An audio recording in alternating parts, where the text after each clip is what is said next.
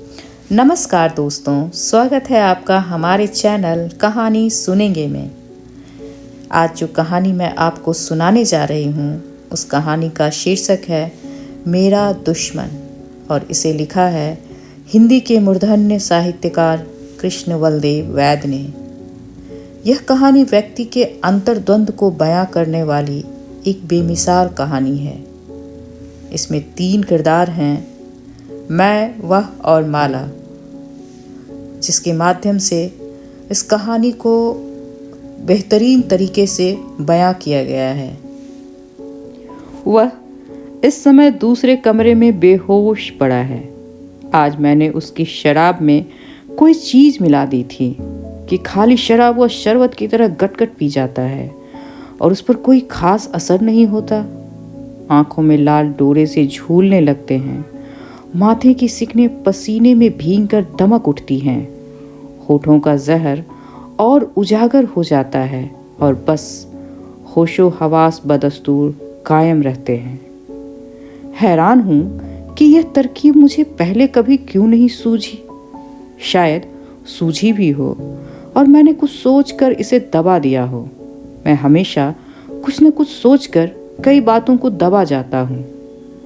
आज भी मुझे अंदेशा तो था कि वह पहले ही घूंट में जायका पहचान कर मेरी चोरी पकड़ लेगा, लेकिन गिलास खत्म होते होते उसकी आंखें बूझने लगी थीं और मेरा हौसला बढ़ गया था।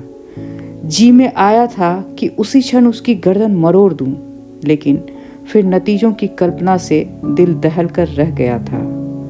मैं समझता हूँ कि हर बुज़दिल आदमी की कल्पना बहुत तेज होती है, हमेशा उसे हर खतरे से बचा ले जाती है।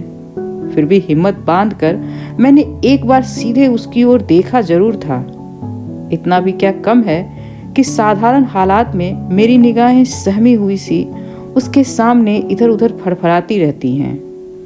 साधारण हालात में मेरी स्थिति उसके सामने बहुत असाधारण रहती है। खैर, अब उसकी आंखें बंद हो चुकी थीं और सिर झूल रहा था।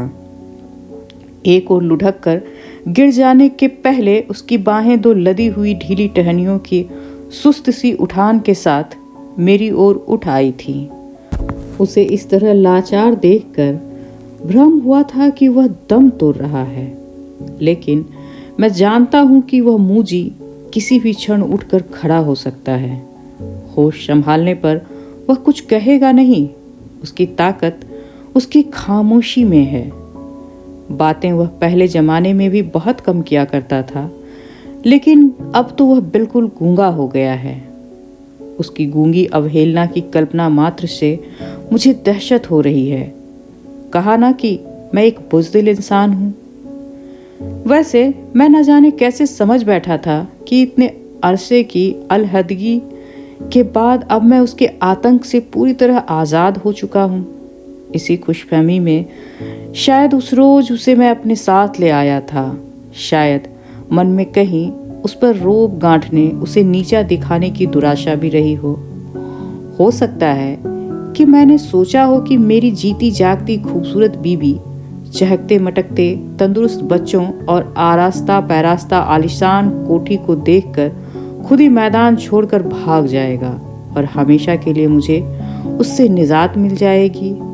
शायद मैं उस पर यह साबित कर दिखाना चाहता था कि उसका पीछा छुड़ा लेने के बाद किसी खुशगवार हद तक मैंने अपनी जिंदगी को संवार लिया है। लेकिन ये सब लंगड़े बहाने हैं। हकीकत शायद यह है कि उस रोज मैं उसे अपने साथ नहीं लाया था, बल्कि वह खुद ही मेरे साथ चला आया था। जैसे मैं उसे नहीं, बल्कि वह मुझे नीचा दिखाना चाहता हो। जाहिर है कि उस समय यह बारीक बात मेरी समझ में नहीं आई होगी। मौके पर ठीक बात मैं कभी नहीं सोच पाता। यही तो मुसीबत है। वैसे मुसीबतें और भी बहुत हैं, लेकिन उन सब का जिक्र यहाँ बेकार होगा। खैर, माला के सामने उस रोज मैंने इसी किस्म की कोई लंगड़ी सफाई पेश करने की कोशिश की थी और उस पर कोई असर नहीं हुआ था। वह उसे देखते ही विफर उठी थी।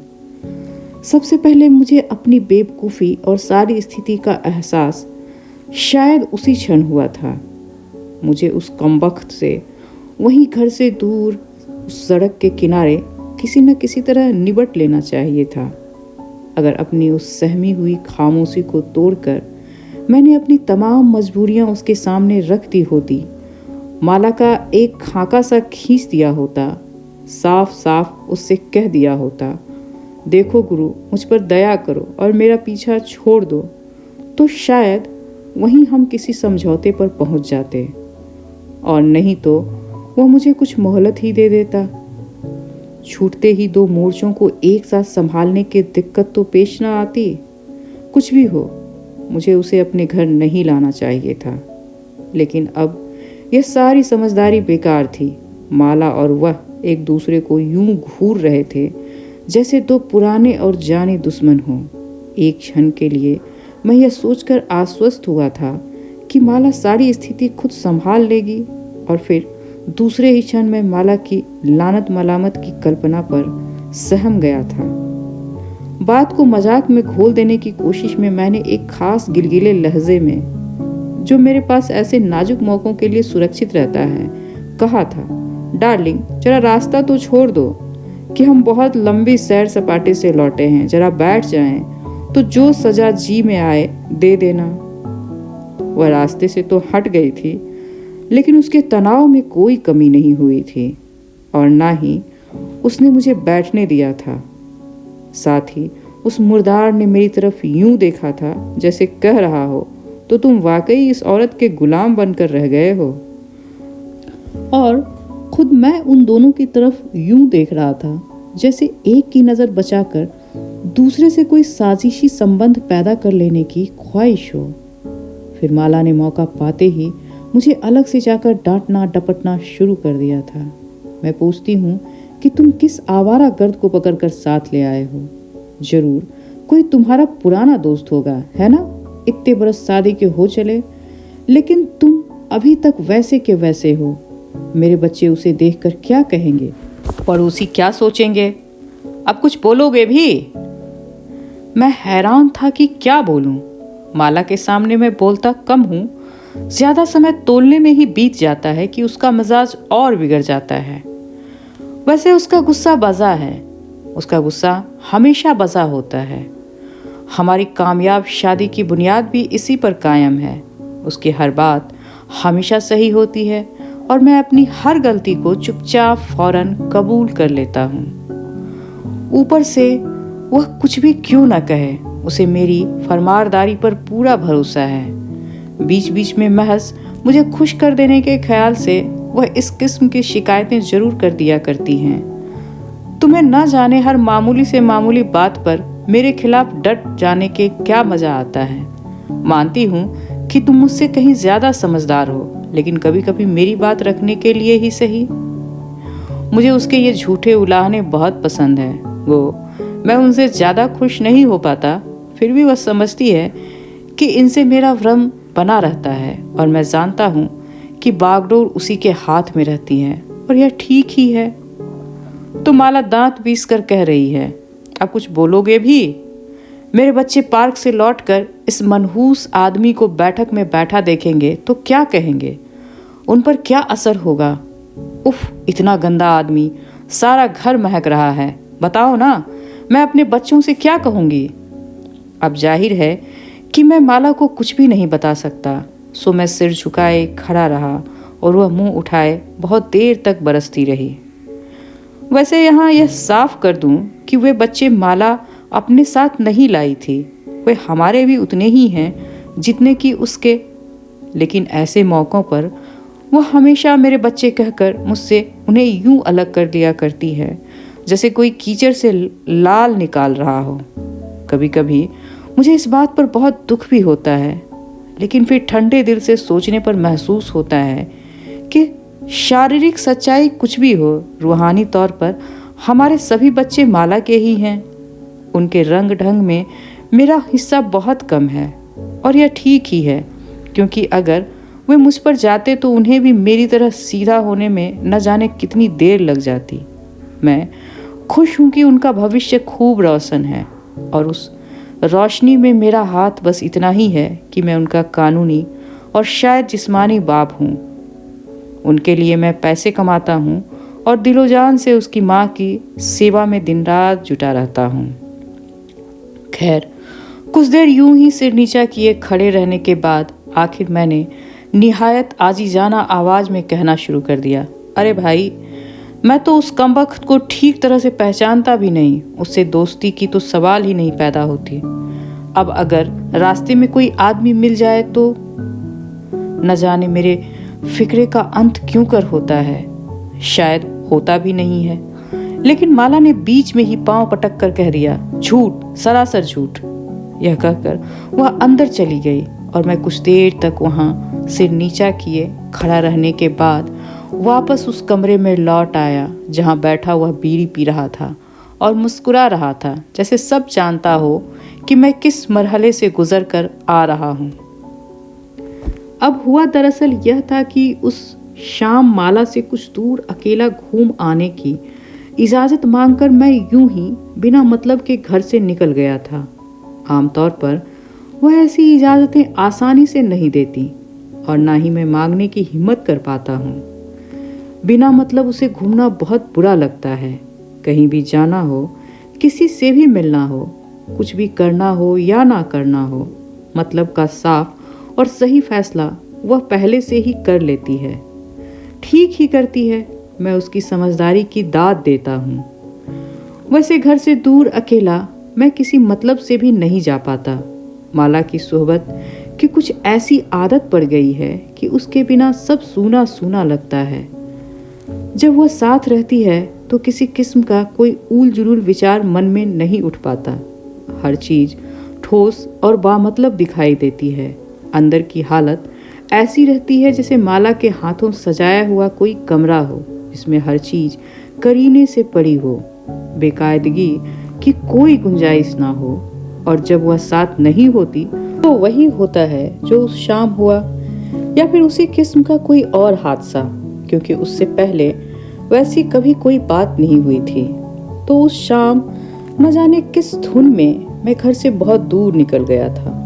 आमतौर पर घर से दूर रहने पर भी मैं घर के बारे में ही सोचता रहता हूँ। इसलिए नहीं कि घर में किसी किस्म की कोई परेशानी है। गाड़ी न सिर्फ चल रही है बल्कि खूब चल रही है। बागडोर जब माला जैसी औरत के हाथ में हो तो चलेगी नहीं तो क्या करेगी? नहीं, घर में कोई परेशानी नहीं। अच्छी तनख्वाह, अच्छी बीवी, अच्छे बच्चे, अच्छे बारसूख दोस्त, उनकी बीवियां भी कुछ हट्टी कट्टी और अच्छी, अच्छा सरकारी मकान, अच्छा खुशनुमा लॉन, पास पड़ोस भी अच्छा, महंगाई के बावजूद दोनों वक्त अच्छा खाना, अच्छा बिस्तर और अच्छी बिस्तरी जिंदगी। मैं पूछता हूँ, इस सब के अलावा और चाहिए भी क्या एक अच्छे इंसान को? फिर भी अकेला होने पर घरेलू मामलों को बार बार उलट पलट कर देखने की वैसा ही इत्मीनान मिलता है जैसे किसी भी सेहतमंद आदमी को बार बार आईने में अपनी सूरत देख कर मिलता होगा। मेरा मतलब है कि वक्त अच्छी तरह से कट जाता है, ऊब नहीं होती। यह भी माला के ही सुप्रभाव का फल है, नहीं तो एक जमाना था कि मैं हरदम ऊब का शिकार रहा करता था। हो सकता है कि उस शाम दिमाग में कुछ देर के लिए उसी गुजरे जमाने की ओर भटक गया हो। कुछ भी हो, मैं घर से बहुत दूर निकल गया था और फिर अचानक वह मेरे सामने आकर खड़ा हुआ था। महसूस हुआ था जैसे मुझे अकेला देखकर घात में बैठे हुए किसी खतरनाक अजनबी ने ही रास्ता रोक लेना चाहा हो। मैं ठिठक कर रुक गया था। उसकी सूती हुई आंखों से फिसलकर मेरी निगाह उसकी मुस्कुराहट पर जा टिकी थी, जहां अब वह मुझे उसके साथ बिताए हुए सारे गर्द आलूद जमाने के टिमटिमाती हुई सी झलक दिखाई दे रहे थे। महसूस हो रहा था कि बरसों तक रूपोश रहने के बाद भी मुझे पकड़कर किसी के सामने पेश कर दिया गया हो। मेरा सिर इस पेशी के ख्याल से दबकर झुक गया था। कुछ या शायद कितनी ही देर तक हम शाम के उस नंगे और आवारा अंधेरे में एक दूसरे के रूबरू खड़े रहे थे। अगर कोई तीसरा उस समय देख रहा होता तो शायद समझता कि हम किसी लाश के सिराहने पर खड़े कोई प्रार्थना कर रहे हैं या एक दूसरे पर झपट पड़ने से पहले किसी मंत्र का जाप।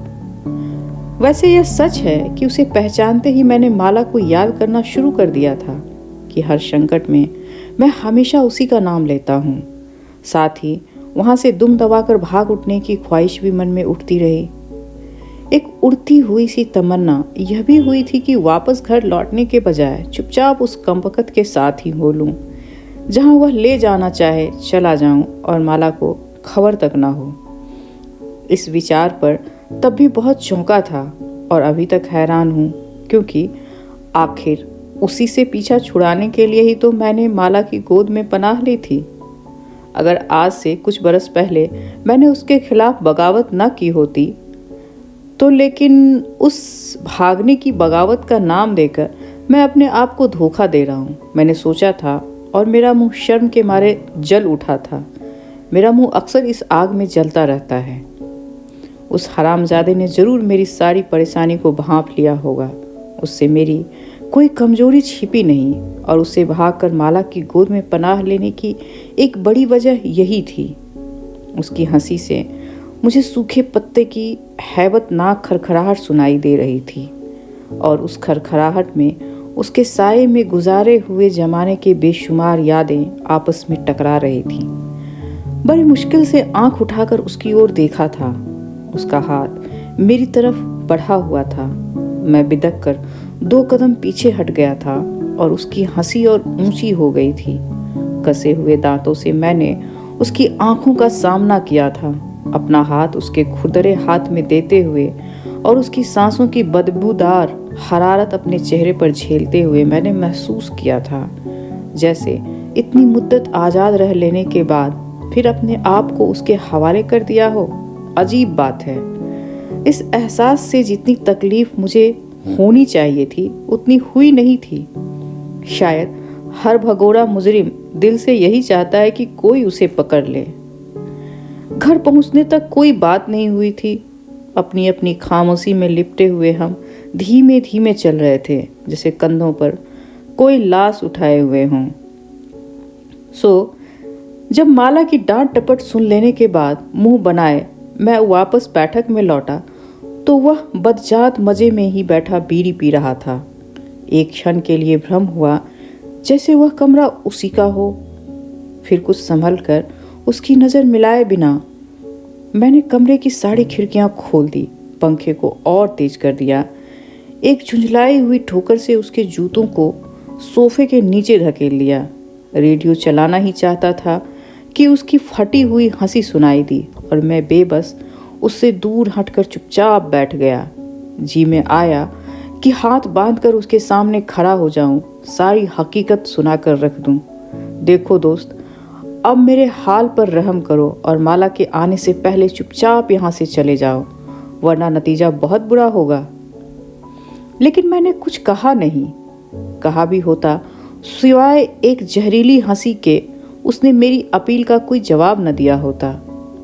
वह बहुत जालिम है, हर बात की तह तक पहुंचने का कायल और भावुकता से उसे सख्त नफरत है। उसे कमरे का जायजा लेते देख मैंने दबी निगाह से उसकी ओर देखना शुरू कर दिया। टांगे समेटे वह सोफा पर बैठा हुआ एक जानवर सा दिख रहा था। उसकी हालत बहुत खस्ता दिखाई दी, लेकिन उसकी शक्ल अब भी मुझसे कुछ कुछ मिलती थी। इस विचार से मुझे कोफ्त भी हुई और एक अजीब किस्म की खुशी भी महसूस हुई। एक जमाना था जब वही एकमात्र मेरा आदर्श हुआ करता था, जब हम दोनों घंटों एक साथ घूमा करते थे, जब हमने बार बार कई नौकरियों से एक साथ इस्तीफे दिए थे, कुछ एक से एक साथ निकाले गए थे, जब हम अपने आप को उन तमाम लोगों से बेहतर और ऊंचा समझते थे जो पिटी पिटाई लकीरों पर चलते हुए अपनी सारी जिंदगी एक बदनुमा और रिवायती घरौंदों की तामीर में बर्बाद कर देते हैं, जिनके दिमाग हमेशा उस घरौंदे के चार दीवारी में कैद रहते हैं, जिनके दिल सिर्फ अपने बच्चों की किलकारियों पर ही झूमते हैं, जिनकी बेवकूफ़ बीवियां दिन रात उन्हें तिगनी का नाच नचाती है और जिन्हें अपनी सफ़ेद पोशी के अलावा और किसी बात का कोई गम नहीं होता। कुछ देर मैं उस जमाने की याद में डूबा रहा। महसूस हुआ जैसे वह फिर उसी दुनिया से एक पैगाम लाया हो, फिर मुझे उन्हीं रोमानी वीरानों में भटका देने की कोशिश करना चाहता हो जिनसे मैं भागकर मैंने अपने लिए एक फूलों की सेज संवार ली है, जिस पर माला करीब हर रात मुझसे मेरी फरमारदारी का सबूत तलब किया करती है और जहां मैं बहुत सुखी हूँ। वह मुस्कुरा रहा था जैसे उसने मेरे अंदर झांक लिया हो। उसे इस तरह आसानी से अपने ऊपर काबिज होते देख मैंने बात बदलने के लिए कहा, कितने रोज यहाँ ठहरोगे? उसकी हंसी से एक बार फिर हमारे घर की सजी संवरी फिजा दहल गई और मुझे खतरा हुआ कि माला उसी दम वहां पहुंचकर उसका मुंह नोच लेगी। लेकिन यह खतरा इस बात का गवाह है कि इतने बरसों की दास्ता के बावजूद मैं अभी तक माला को पहचान नहीं पाया। थोड़ी ही देर में वह एक बहुत खूबसूरत साड़ी पहने मुस्कुराती इटलाती हुई हमारे सामने आ खड़ी हुई। हाथ जोड़कर बड़े दिलफरेब अंदाज में नमस्कार करते हुए बोली, आप बहुत थके हुए दिखाई देते हैं। मैंने गर्म पानी रखवा दिया है, आप वॉश कर लें तो कुछ पीकर ताज़ा दम हो जाएंगे। खाना तो हम लोग देर से ही खाएंगे। मैं बहुत खुश हुआ। अब मामला माला ने अपने हाथ में ले लिया है और मैं यूं ही परेशान हो रहा था। मन हुआ कि उठकर माला को चूम लूं। मैंने कनखियों से उस हरामजादे की तरफ देखा। वह वाकई सहमा हुआ सा दिखाई दिया। मैंने सोचा अब अगर वह खुद ब खुद ही न भाग उठा तो मैं समझूंगा कि माला की सारी समझ सीख और रूप रंग बेकार है। कितना लुफ्त आए अगर वह कमकत भी भाग खड़ा होने के बजाय माला के दांव में फंस जाए और फिर मैं उससे पूछूं, अब बता साले, अब बात समझ में आई? मैंने आंखें बंद कर ली और उसे माला के इर्द गिर्द नाचते हुए, उस पर फिदा होते हुए, उसके साथ लेटे हुए देखा। एक अजीब राहत का एहसास हुआ। आंखें खोली तो वह गुसलखाने में जा चुका था और माला झुकी सोफे को ठीक कर रही थी। मैंने उसकी आंखों में आंखें डालकर मुस्कुराने की कोशिश की, लेकिन फिर उसकी तनी हुई सूरत से घबराकर नजरें झुका लीं।